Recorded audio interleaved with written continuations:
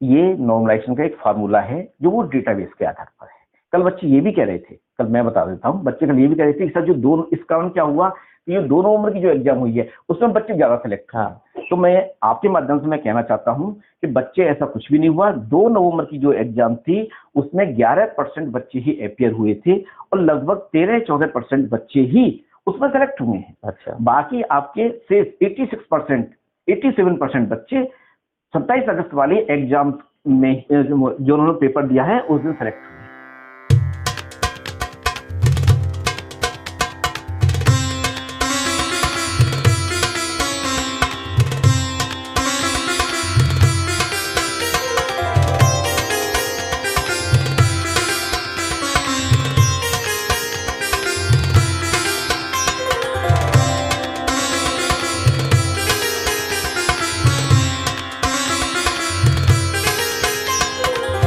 जय हिंद, वंदे मातरम, जय जगत।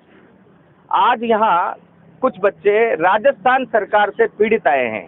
एक ही एग्जाम को 2 एजेंसियों ने अलग अलग तरीके से कराया। जो बात हमारे पास आ रही है वो ये है, बाकी विस्तृत जानकारी इनसे लेते हैं। आपका क्या नाम है? सीताराम सैनी। सीताराम सैनी, क्या मामला है पूरा बताइए। मैं आपको विस्तार से बताता हूँ। बात 4 फरवरी 2022 से स्टार्ट होती है, जहाँ से नोटिफिकेशन आया भर्ती का। ऋतु विभाग में टेक्निकल हेल्पर के नाम से 1512 पदों की भर्ती आई। उसके बाद हमारा प्री एग्जाम हुआ, प्रारंभिक परीक्षा, उसके बाद मुख्य परीक्षा हुई 27 अगस्त को। तो किसी कारण से 6 परीक्षा सेंटरों की 27 अगस्त को उसका एग्जाम कैंसिल हो गया, कुछ अनियमितता पाई गई। उसके बाद बोर्ड ने 2 नवंबर को 6 सेंटर का एग्जाम पुनः कंडक्ट करवाया और उसमें 1800 बच्चों ने एग्जाम दिया 2 नवंबर वाले में, और 27 अगस्त को एग्जाम हुआ तो उसमें 13,000 बच्चों ने एग्जाम दिया। तो अब क्या किया है कि जो अलग अलग मल्टीपल शिफ्ट में जो एग्जाम होता है ना, उसके लिए एक नॉर्मलाइजेशन का फॉर्मूला यूज किया जाता है। उसमें क्या है कि इन्होंने 27 अगस्त वाले बच्चों का पेपर इजी मानकर उनके 2 नंबर कम कर दिए और 2 नंबर वाले बच्चों के 21 नंबर से लेकर 40 नंबर तक नंबर बढ़ा दिए। और इसमें 27 अगस्त वाले बच्चों का बहुत कम सिलेक्शन हुआ है। और बहुत कम सिलेक्शन हुआ है। 2 नंबर वाले बच्चे एक ग्रुप के अलावा दूसरे ग्रुप के साथ धोखा किया गया है, और ये गलती से हुआ है या जानबूझ करके किया गया है, ये जांच का विषय है। गांधी टीवी वहां तक भी पहुंचेगा। बहरहाल, आप किस मंत्री से मिले हो? अभी हम किसी मंत्री से नहीं मिले। हमारे पास जो भी अंदर विद्युत विभाग के NS नाथावत जी है, मुख्य कार्मिक अधिकारी, और जो भी सीनियर अधिकारी हैं, उनसे हमारा मिलने का प्रस्ताव है। अगर वो हमारी बात मानते हैं, सुनते हैं, हमारा कंसर्न दूर करते हैं सभी विद्यार्थियों का, तो ठीक है, नहीं तो हमारे पास हाई कोर्ट भी है और सुप्रीम कोर्ट भी है, और युवा किसी भी ताकत पे झुकेगा नहीं, किसी से अन्याय नहीं होने दिया जाएगा। क्या आप लोग इसके अलावा शांतिपूर्ण तरीके से कोई आंदोलन वगैरह की भी तैयारी कर रहे हैं? अभी सभी विद्यार्थी एक राय होकर हम आगे की रणनीति बनाएंगे। अभी तो फिलहाल तो यही। अभी ये राजस्थान के अलग अलग जगहों से विद्युत भवन के सामने एकत्रित हुए हैं और इनके मीटिंग होनी है। यहाँ के रेस्पॉन्स की जारी करने की बात कर रहे हैं। ये दोबारा जांच करके दोबारा एग्जाम करने की भी बात कर रहे हैं। बहरहाल, हम इस मामले की तहकीकात करेंगे। सर, ये भर्ती है ना, पहले से ही काफी अनिश्चितता में चल रही है, क्योंकि इसमें 25 से 30 लोग पकड़े गए थे। एसओजी ने गिरफ्तार किया था पेपर लीक के मामले में, सोल के मामले। वो एक भी, सभी बाहर खुले घूम रहे, उनकी जमानत भी हो चुकी है। और एसओजी ने क्या जांच की, उसमें क्या निर्णय निकले का मामला भी इससे संबंधित नजर आ रहा है। बहरहाल, ये बच्चे राजस्थान के अलग अलग जिलों से, अलग अलग गाँव से आए हैं, इनकी खुद की गरीब बच्चे हैं, और इन गरीब बेरोजगारों के साथ राज्य सरकार हो, केंद्र सरकार हो, हर सरकारें अन्याय करती है, लेकिन हर अन्याय के खिलाफ गांधी टीवी इन बेरोजगारों के साथ, इन बेरोजगारों की आवाज बनकर खड़ा है। और जब तक सरकार न्याय नहीं करेगी, तब तक इन बेरोजगारों की आवाज बना रहेगा। मैं अनीश कुमार, गांधी टीवी के लिए इस मामले की आज से हमने तहकीकात शुरू किया है। हम इस पर चलेंगे, अधिकारियों के पास जाएंगे, जरूरत हुई तो विद्युत मंत्री भंवर सिंह भाटी जी के पास भी जाएंगे, और वहां भी अगर काम नहीं बना तो हम मुख्यमंत्री के पास भी जाएंगे। वहां भी अगर काम नहीं बना तो इनके साथ हम न्यायालय में भी खड़े रहेंगे, क्योंकि गांधी टीवी एक चैनल नहीं, राष्ट्र निर्माण का मिशन है। जी,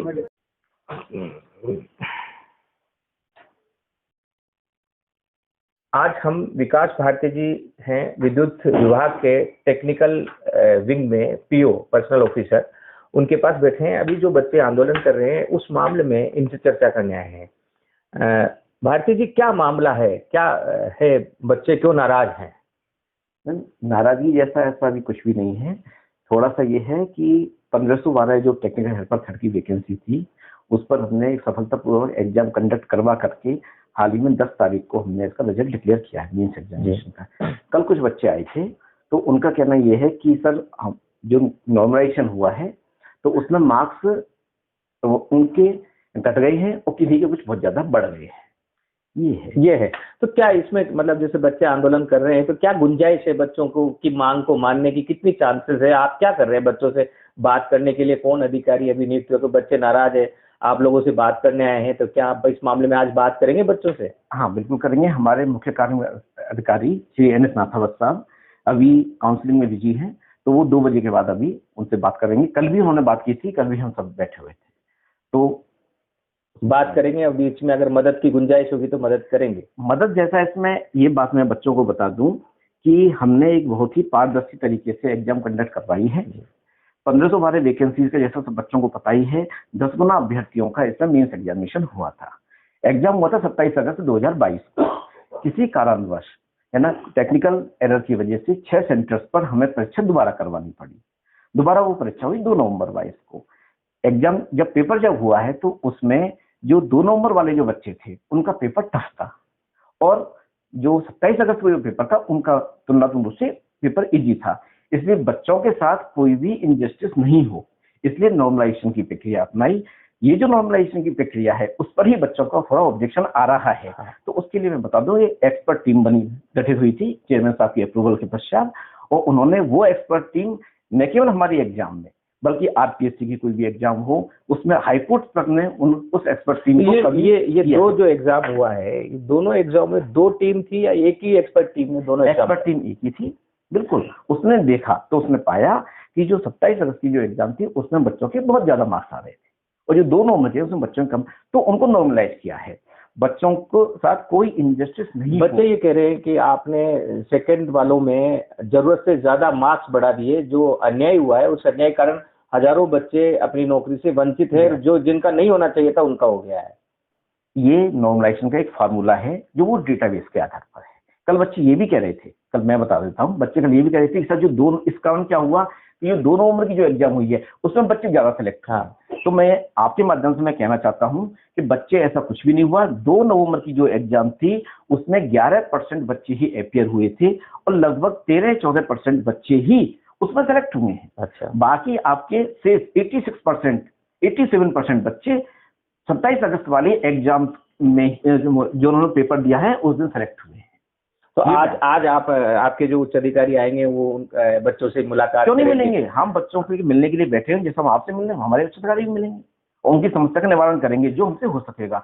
हालांकि हमारे पास जो हमने जितने पारदर्शी ढंग से हम अपनी बात रखना चाहते हैं, हम बच्चों से बिना पूछे ही उनको पूरे मार्क्स बता रहे हैं।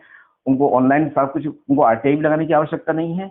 फॉर्मूला भी जो हमने अप्लाई किया वो भी वेबसाइट पर है, सारी चीजें वेबसाइट पर है। बच्चे आंदोलनरत है, यहाँ करीब 100-150 बच्चे पहुंच चुके हैं। अभी थोड़ी देर बाद हम बच्चों के बीच में भी जाएंगे और उसके बाद अधिकारियों की बात भी हम आप तक पहुंचा रहे हैं। बच्चों से के पास पहुंचने से पहले इनकी बात हम आप लोगों तक पहुंचा रहे हैं, क्योंकि हजारों बच्चे घर पर बैठे हैं, सब इंतजार कर रहे हैं कि हमारी नौकरी कैसे लगे। तो ये चीज यहाँ से निकल कर आ रही है। अधिकारी सामने बैठे हैं, मैं इनके सामने कह रहा हूँ ताकि आपको लगे कि गांधी टीवी सच को सच की तरह पेश करता है। इनका मानना यह है कि जो एग्जाम हो गए अब दोबारा एग्जाम कंडक्ट नहीं हो सकते। ना कोई बात ही नहीं, कोई हो ही नहीं सकता। और वो तो जो प्रोसीजर कंप्लीट कर लिया गया है वो प्रोसीजर उसी पे रहेगा, उसको अधिकारी अब चेंज नहीं कर सकते। कोई तकनीकी कारण आप उसमें बता रहे हैं, सुप्रीम कोर्ट का कोई रूल भी आप बता रहे हैं, क्या है वो?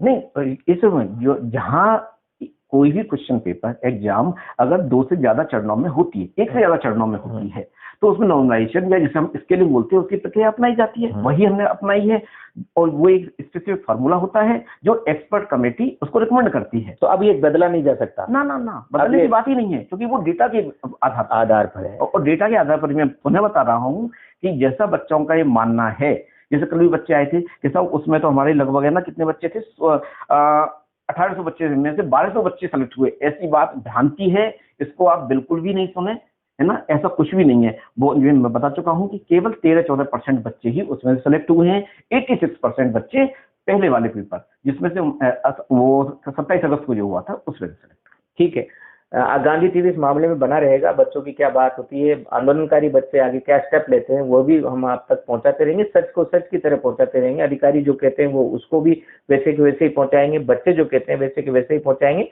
अंत तक हम बेरोजगार बच्चों के साथ खड़े रहेंगे। यहाँ मैं एक बात और जोड़ दूं। हाँ जी बताइए। कि वो 86% उसमें उतने ही परसेंट बच्चे भी थे। ऐसा नहीं समझे बच्चे कि उधर से सेलेक्ट हुए हैं, यानी कि उधर बहुतायत ज्यादा थी। लगभग हमारे 16,000 में से 14,000 बच्चे 27 अगस्त हुए थे, इसमें लगभग 2,000 बच्चे थे। तो उसी अनुपात में वो पहले वाले में ज्यादा थे, सेकंड वाले में कम थे। ये भी मैं क्लियर करना चाह रहा हूँ आपके माध्यम से ये बात। ठीक है, थैंक यू सर।